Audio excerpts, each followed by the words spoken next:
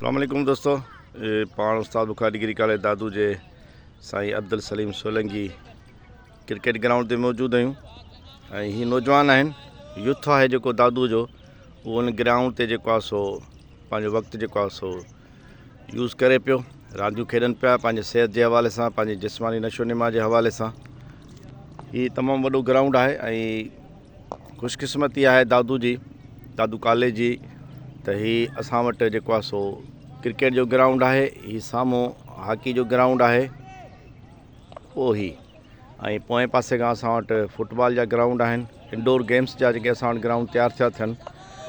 दादूअ जा जेके बि चूंडियल नुमाइंदा आहिनि ऐं स्पेशली जेके उहे इदारा लाॻापियल आहिनि जिन खे असांखे ग्राउंड प्रोवाइड करणा आहिनि, उन्हनि खे तवजो ॾियणु खपे त हिन यूथ खे जेको आहे खोड़ सारा ग्राउंड खपनि।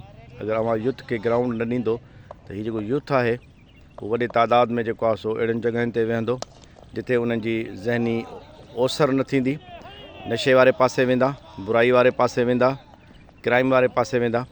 कोशिशि कनि दादू जे अंदरि जेके बि नुमाइंदा आहिनि, जेके बि अथॉरिटीज़ आहिनि जिन खे हीअ सभु शयूं प्रोवाइड करणियूं आहिनि, उन्हनि खे इन सभिनी मामले ते संजीदगीअ सां सोचणु खपे। सिर्फ़ु दादू कॉलेज जे अंदरि ॿियो पीर इलाही बख़्श स्पोर्ट्स कॉम्प्लेक्स आहे, उन जे अंदरि ई हिकिड़ो ग्राउंड मौजूदु आहे जिते जेको आहे सो वॉलीबॉल, क्रिकेट, फुटबॉल खोड़ सारियूं रांदियूं नौजवान कनि था ऐं शाम जे टाइम ते हिकिड़ी वॾी रश हूंदी आहे। त उमेदु कयां थो त हिन मैसेज खे दोस्त शेयर कंदा, अॻिते मोकिलींदा।